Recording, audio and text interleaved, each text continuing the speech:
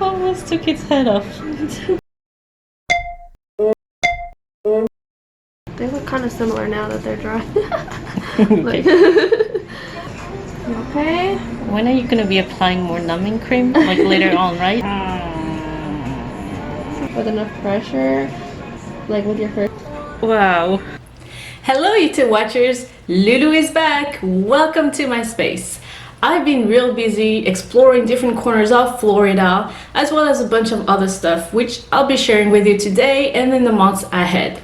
Talking about Florida, if you need tips and tricks on where to go and what to do down here, you can subscribe to my other channel, Francos in Florida.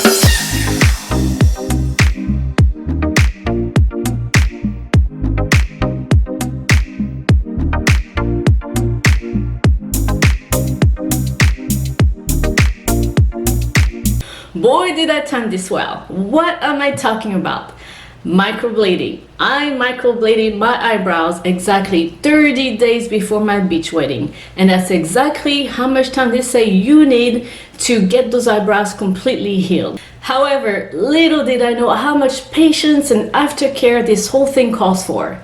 So I'm here today to gather you, my friends, to give you some nuggets of information on this whole treatment. I will give you all the goods and the bads so you can say I didn't warn you. Here's a rundown of today's topics of discussion. Number 1, why did I do it? 2, what is microblading versus tattooed eyebrows? 3, how much? 4, the prep before the appointment, including the consultation. 5, we'll cover the entire procedure. 6, the aftercare and healing process. 7, touch-ups post-treatment. 8, any side effects. 9, any special considerations you may need to give based on your skin type. 10, I'll answer questions that lots of you may have. And 11, we'll wrap it up with a 30-day fast video montage of my microbladed eyebrows healing through the entire process. Let's just say that none of us are born with perfectly shaped eyebrows, and mine are a joke. Look at this one right here, stopping a quarter of an inch short of the other one with the tail pointing up. Brows are definitely one of the most prominent features of the face since they highlight the eyes and they frame the face. So I had to give microblading a try because 1, they're messed up, and 2, I was sick and tired of spending so much time in the morning filling them in. And 3, I just think I have issues with things not being lined up and all symmetrical, whether that has to do with my eyebrows or things, paperwork on my desk. So if I'm not mistaken, I think this is some sort of OCD I have going on here. So with microblading, the artist uses a handheld tool that can have as many as 12 tiny needles, then makes incisions in your brow, which mimics your natural hairs. These incisions are then filled with pigments, which is deposited into the skin at a depth of about 0.08 through 0.15 millimeters. The downside of getting your brows microbladed is that it can only last to about 2 years, as it will fade over time. Which is why some women used to, or to this day, still getting their brows tattooed. The tattooing method is permanent, since the artist uses a tattoo needle, which is filled with ink, and goes into the deeper layer of the dermis to apply it. Tattooed brows tend to have a more solid look, and as the ink fades over time, the brows oftentimes turn bluish or green. So the difference between getting them microbladed or tattooed all comes down to how deep in the epidermis the pigments are inserted. The cost of the procedures includes the supplies used to perform it, such as the pigments, the tools, the numbing cream, the gloves, and of course the artist's time. And sometimes it will also include the cost of the touch-up session, which takes place about 5 to 8 weeks later. My artist recommended what she calls a color boost once a year to keep that color more vibrant. So my brow goddess told me that in order to help prevent complications and to help achieve the best possible results, to avoid alcohol and caffeine and energy drinks at least 24 hours before the procedure. Also, do not tan or be exposed to the sun the day of the treatment. And do not take aspirins, ibuprofen, and supplements such as vitamin E and fish oil. Based on some research that I have done, they also say to avoid retinols, retin A, creams, and other serums that contain acids, as they will make your brows fade quicker. When in doubt, simply stop taking all your supplements or call your brow goddess. So what does this procedure look like? She prepared the area around the brows by cleaning the skin. 2. She mapped and designed the brows taking into account my face shape and features.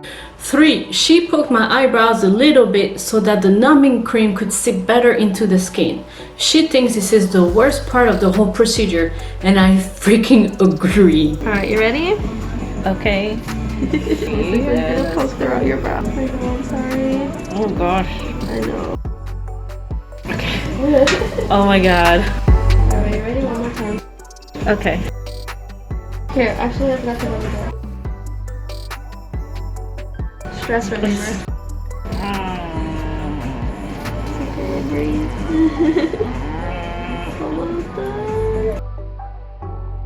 Okay. Oh my god. Wow. 4. The numbing cream is applied. She used the TAC 45 cream, which is left on for a certain period of time. It takes about 15 to 20 minutes for the effect to kick in. Don't tell me I'm the only one that reacts this way. No. You're not the only one. I've had worse. So while we were waiting for it to take effect, we chose the pigment shade. She deposited a dark brown, a lighter brown, and a combination of the two on my forehead so I could have a better idea. Definitely look a little silly there. She let me know I had the option of going darker if I wanted to during the touch-up appointment if I changed my mind. It's now time to get bladed! Alright, are you ready? Here, I'm gonna give you the little llama if you need it. Is that supposed to hurt too?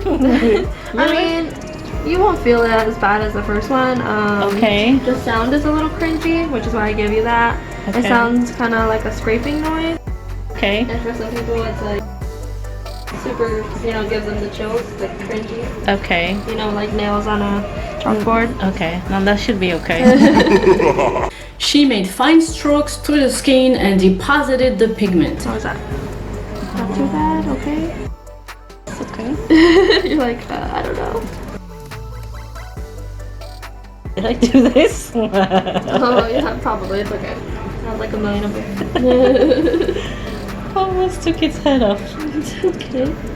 Another layer of numbing cream was added to the brows to get them prepped up for 2 more rounds of blading and pigment deposit. Luckily, by round 2, I was no longer feeling any pain, so the numbing cream that was reapplied after the first round did its job.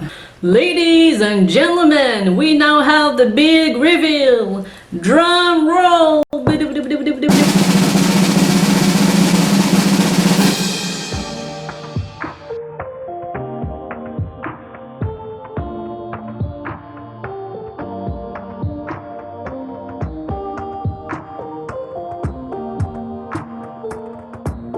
What does the aftercare and healing process look like? So the aftercare is very important as the outcome of the results will depend on how well you care for those brows. First of all, for about 2 weeks post-treatment, do not get exposed to the sun, swim in the ocean or a pool, work out and sweat, go into saunas, take steam baths or long hot showers. If you can avoid wearing makeup as well, since the area is very sensitive and prone to infection, that would be a plus. The cleanser and ointments are very important as they will help keep the brows sterilized and bacteria free. I will say that one of the challenges I encountered was washing my hair without getting all of my brows wet. As for the healing process, it generally takes about 1 month for the area to heal. Again, at the end, I will play a video compilation of all the stages I went through from day 1 through 30. You go through so many emotions, like you love them and then they start flaking and you're like, oh my gosh, or like the second day they're so dark, so you're like, oh my gosh, I hate them. Day 1 through 3, eyebrows are fuller and very dark. You bet they are, with some redness and possible swelling.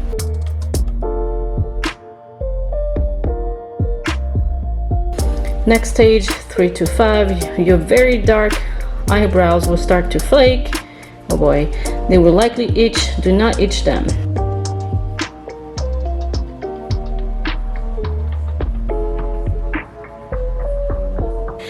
7, the touch-up session.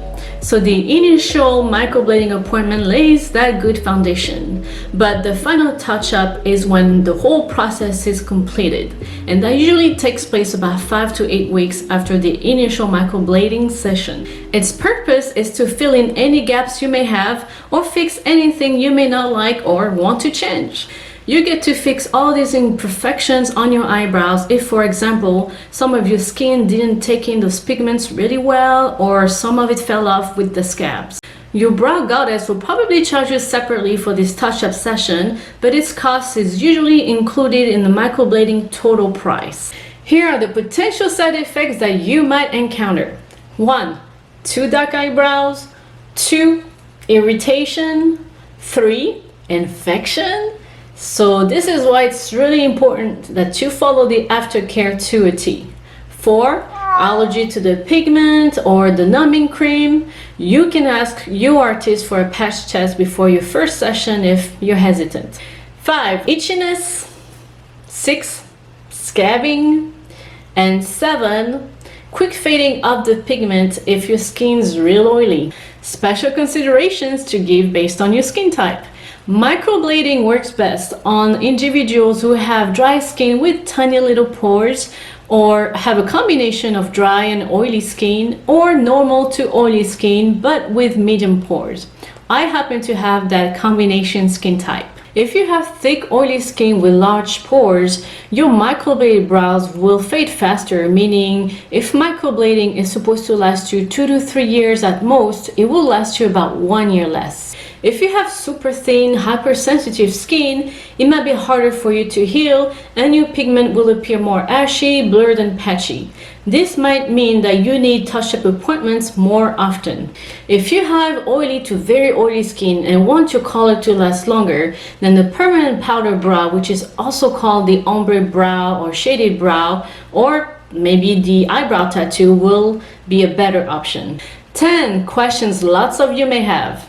Does it affect hair growth? Nope, it does not promote nor does it prevent hair growth.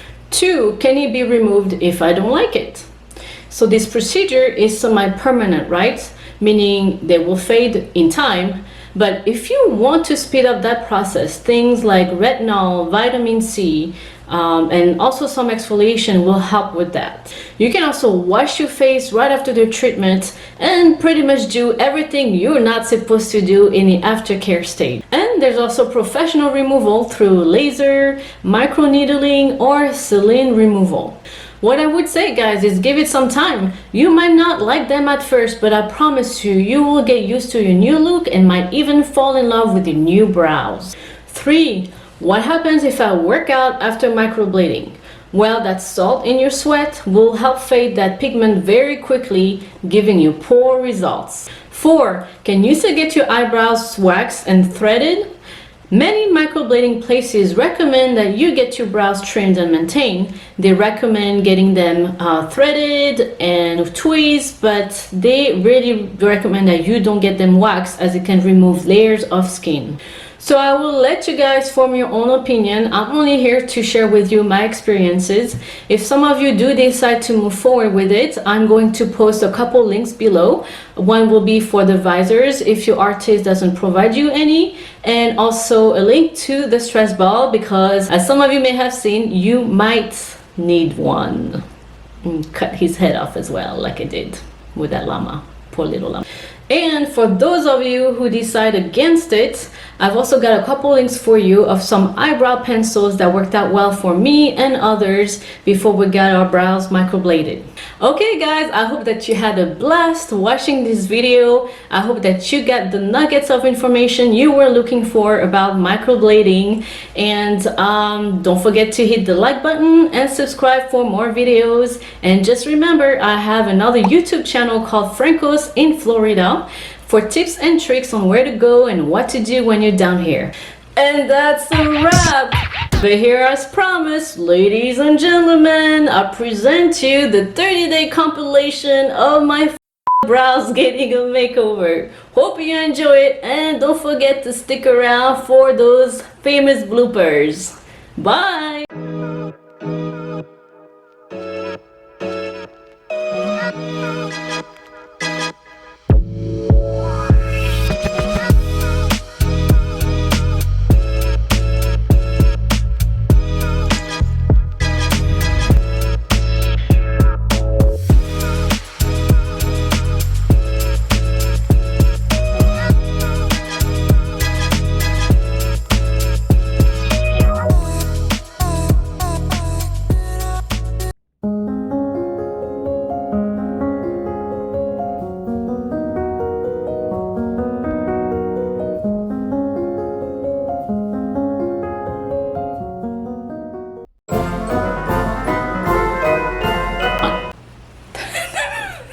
Number 1. 4. 1, 4, 4. That is 5. 8. Any special 12 tiny little no. Wait. Or call you brow.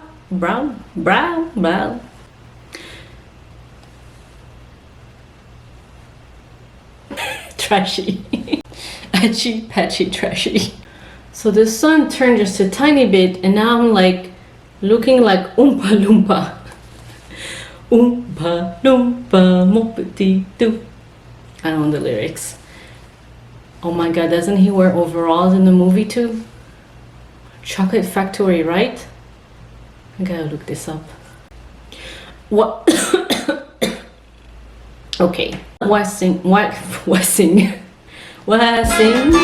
waxing?